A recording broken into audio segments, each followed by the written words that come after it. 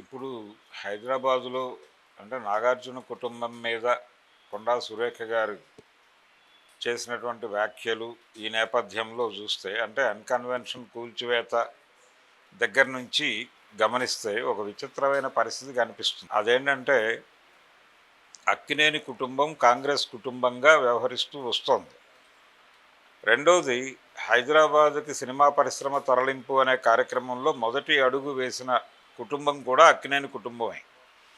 అక్కినేని నాగేశ్వరరావు గారు ఒక అగ్ర హీరోగా ఉంటూ ఆయన మెడ్రాస్ నుంచి షిఫ్ట్ అయ్యి హైదరాబాదులో మకాం పెట్టి నాతో సినిమాలు తీయదలుచుకున్నటువంటి నిర్మాతలు ఎవరైనా ఇక్కడే షూట్ చేయాలి అనే నిబంధన విధించిన తర్వాతే సినిమా పరిశ్రమ ఎంతో కొంత ఇక్కడికి వచ్చేటువంటి పని మొదలైంది, ఒక యాక్టివిటీ.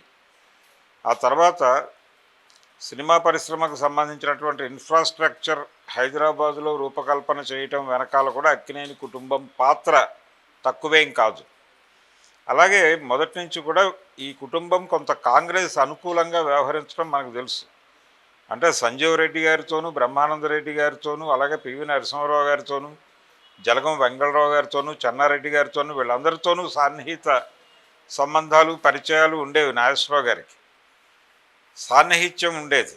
ఇలా సాన్నిహిత్యం ఉండటంతో పాటు ఎన్టీ రామారావు గారు రాజకీయాల్లోకి వెడుతూ సత్యం శివం షూటింగ్లో ఆయన అక్కినేని నాగేశ్వరరావు గారిని అడిగారు, నేను ఇలా పాలిటిక్స్లోకి వెళ్ళాలనుకుంటున్నాను, మీరు కూడా నాతో పాటు నడిస్తే బాగుంటుంది అంటే ఆయన సున్నితంగా తోసిపుచ్చాడు, మీరు వెడితే వెళ్ళండి, అయినా మీరు కూడా వెళ్ళటం కరెక్ట్ కాదు అనే పద్ధతిలో ఆయన అడ్వైజ్ చేస్తూ ఆపేసే ప్రయత్నం చేశారు. కానీ ఆయన ఆగలేదు, ఆయన వెళ్ళిపోయి ఆయన పార్టీ పెట్టేశాడు.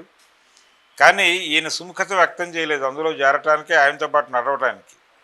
కారణం ఈయన కాంగ్రెస్తో ఉండటమే. నిజానికి ఒక దశలో ఆయన మీద కొన్ని ఆరోపణలు ఉండేవి. అంటే ముఖ్యమంత్రులతో చాలా సన్నిహితంగా తిరుగుతూ నంది పురస్కారాలన్నీ తన సినిమాలకు వచ్చేటట్టు చేసుకుంటున్నాడు నాగేశ్వరరావు హైదరాబాదులో ఉండి అని ఇండస్ట్రీ మెడ్రాస్లో ఉన్న రోజుల్లో కొంతమంది సీనియర్ నటుల్లో అలాంటి అభిప్రాయాలు ఉండేవి. ఒకటి రెండు సార్లు ఒక సందర్భంలో మాత్రం ఎస్వి రంగారావు గారు సీరియస్గా దాన్ని మాట్లాడాడు ఓపెన్గా.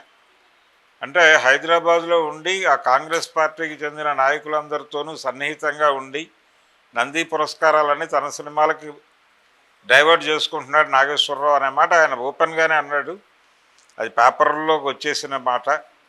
వచ్చిన తర్వాత ఆదుర్తి సుబ్బారావు గారు వెళ్ళి మాట్లాడి అది కన్విన్స్ చేసి ఆయనతో ఆ మాట ఉపసంహరణ చేయించాడు ఆయన.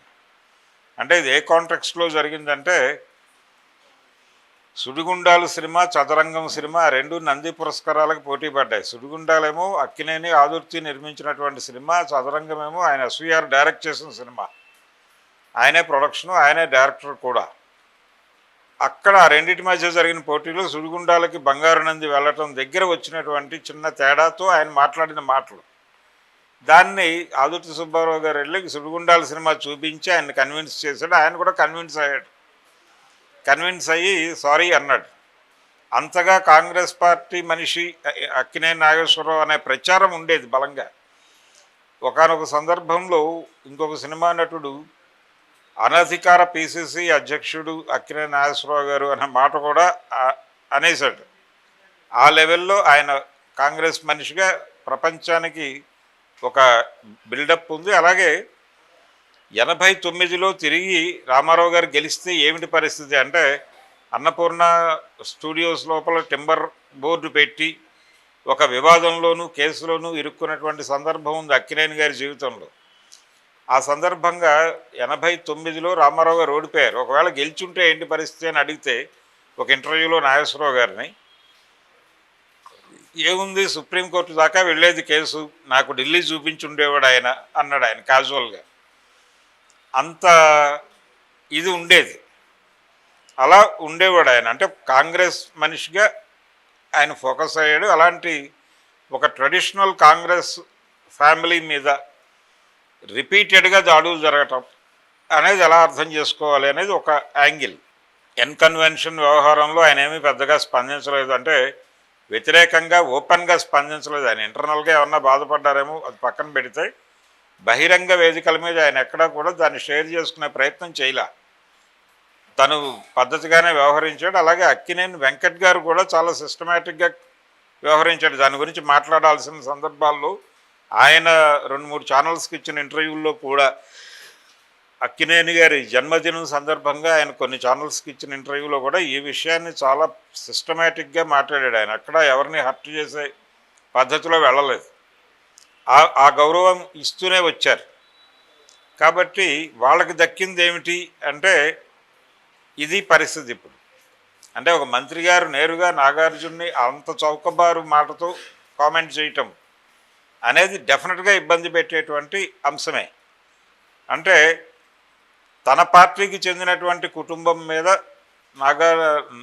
తన పార్టీకి అనుకూలంగా ఉన్నటువంటి కుటుంబం, నిజానికి తెలుగుదేశం పార్టీ అధికారంలోకి రావటము, రామారావు గారి వ్యవహార శైలి ఎలా ఉంటుంది, ఆయన ఆలోచన శైలి ఎలా ఉంటుంది, ఆయన ఏ విషయానికి ఎలా రియాక్ట్ అవుతారు, ఎలా యాక్ట్ చేస్తారు, దీనికి సంబంధించినటువంటి సమాచారం తెలుసుకోవటానికి అప్పటికి కాంగ్రెస్ పార్టీకి ఉన్న సోర్స్ అక్కినేని నాగేశ్వరరావు గారే అనే విషయం చాలామందికి తెలుసు, కొత్తగా చెప్పాల్సిన అవసరం లేదు.